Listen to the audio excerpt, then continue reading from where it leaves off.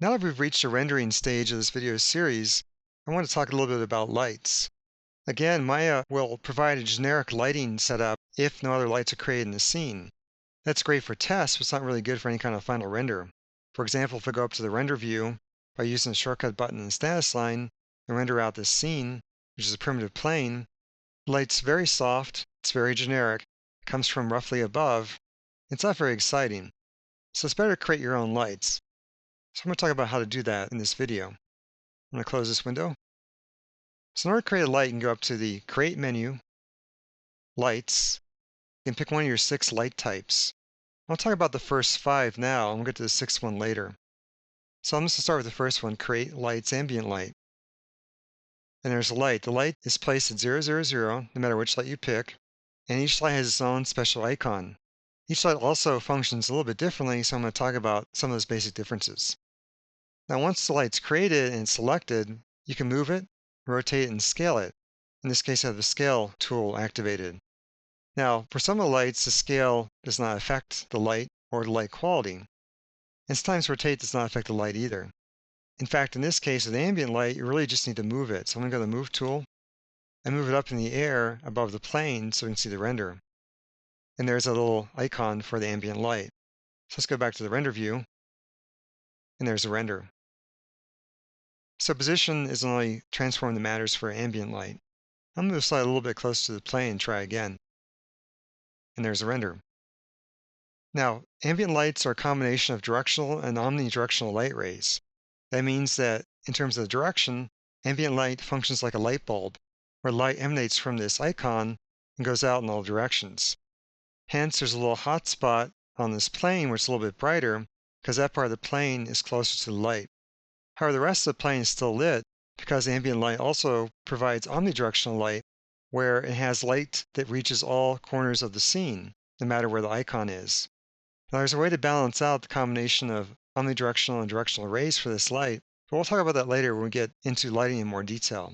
For now, just remember you have to move this light, and based on how close it is to objects, that will determine how bright the surface is and how hot any kind of hotspot like this is. In fact, when I move it up higher and re-render using the shortcut button right here, you'll see the lighting's more evened out because it's more omnidirectional in this case. I'm going to go ahead and delete this light and move on to the next one. I'll hit the delete key, and we'll go on to the next one. Create lights, directional light. Directional lights provide parallel rays of light. They're much like the sun in terms of a natural light source that is very, very far away. The icon is composed of 4 arrows to indicate the direction of the light. Now this light, you can scale this light just for your reference. The scale does not affect the quality of the light. However, it just makes it easier to see where the light is. You can move the light, but positioning the light does not really affect the light quality. For this light, the only thing that really matters is rotation. Rotation determines the direction this light is pointing. If I rotate it down towards the plane, it'll light the plane. If I re-render, there's the directional light lighting. If I rotate this away from the plane goes dark. I can't see it because it's pointing in the wrong direction to see the top of this plane. So rotation only affects the light for this light type. Now, it might be hard to see what's going on with just a wireframe view. So what you can do is turn on the shading in your view panel, smooth shade all, and also turn on one other option. That's to go to lighting and switch lighting to use all lights.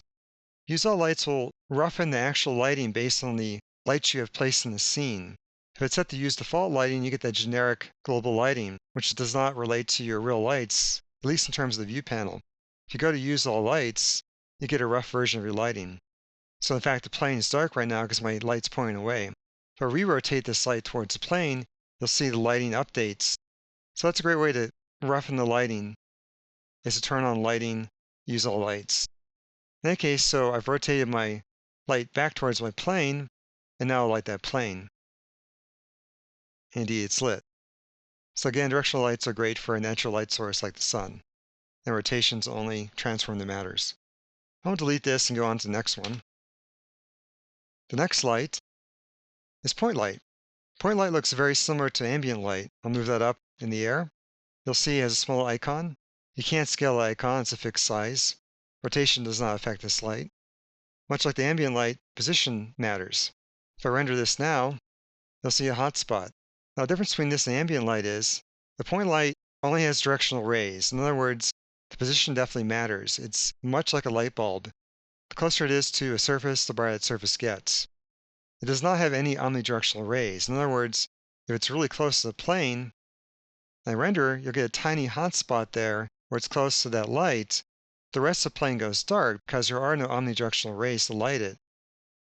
The light only lights when it's close to. So the position definitely affects this light. If I move it up and re-render it, the light's more spread out. It's had a chance to go off in all these different directions out of the light icon and hit the edges of the plane. So a point light's great for any kind of artificial man-made light, any kind of light bulb. So I'm going to delete that and go on to the next one. Create lights. Spotlight. Spotlight comes in as a cone shape. Spotlights are like their name.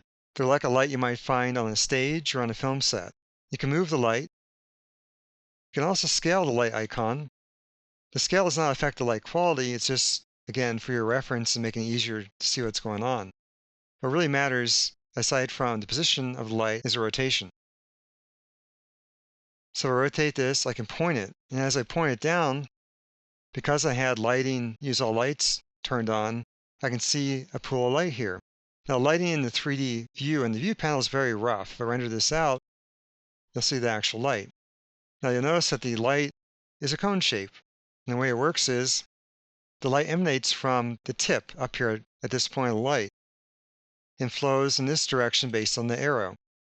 The light is contained, however, or constrained, I should say, by this cone. In other words, it cannot go outside the cone. It goes off in a cone shape where light rays diverge, but they're limited by the edge of the cone. So therefore, when I render, you get a circular shape. Now, there's a way to change the cone size. We'll talk about that later when we get to more options for the light. But for now, just keep in mind that you can move the light, determine where that origin of the light is, where the light's coming from, and also rotate the light to point it at objects. And then if you do want to, you can scale up. That's just for your own personal reference. The light does not have to intersect a surface, although it can. The light can sit away from the surface and still light it. You can imagine that the light rays diverge. So if you draw a line across the edge of the cone, that's where light rays are going at the edge. So spotlight is great for a main light source, any kind of artificial light source, any kind of light source that has an edge to it. I want to delete that and move on to the next one. The fifth one is area light. Area light comes in as a square. If I move that up, you'll see it's definitely a square shape. It also has a little pointer coming out from its center. That pointer indicates the direction the light's flowing. So it's similar to a directional light. The light rays are parallel. However, the rays are constrained by the square shape. In other words, they don't extend to left or right or the top or bottom. They're coming out of that plane all in the same direction. So you'll see here that when it lights the plane, there's no light behind it or behind that pointer because the light's not going in that direction. When you rotate it, for instance, towards this plane, it'll light that plane. Now you'll see that it has a hot spot. Area lights are actually very physically accurate in terms of obeying the laws of physics when it comes to light, at least in terms of when they're used in Maya. So it does not create a square shape on the ground. In terms of the hot spot, it creates a soft shape. And that's because the angle of the light and its distance from the surface and the angle of the surface's lighting affects the light quality. So it's trying to be very physically accurate. Now I can move this light closer to the plane, and the hot spot diminishes, becomes a little bit more square, but never becomes perfectly square. What's basically happening is it's shooting out a bunch of little directional rays from this square. They're overlapping at the edges, which gives you this soft shape. The closer you get to the ground, though, the less soft it gets, and the more intense the light is. If you move it up off the plane or the ground, it gets more diffuse, it gets more soft. You see less of a distinct shape. One great advantage of area lights is you can scale them and make them skinny or square or tall or long. In other words, you can grab the scale tool and scale in one or more directions. So for instance, I can scale, make it a very skinny light, almost like a strip of neon. So if I re-render, I get a skinny throw of light. In fact, when I move it closer to the plane, I get a skinny strip of light. That's unique to lights where you can scale this light in two different directions. You can make it either perfectly square or make it longer in one direction. It's up to you. So scale it in either the width or the height, and then just make sure the pointer is pointing in the right direction, and you can get a unique light. So that's the fifth light type, which is area light. I want to save the conversation about the volume light until later because it's very unusual the way it functions, and you definitely have to check its options. So I'll save that for a later video. As I mentioned, you can also have more than one light in a scene. I've only had one light in a scene at this point, but you're free to create more than one and move each light, rotate it, and scale each light to anywhere in the scene that makes sense for you.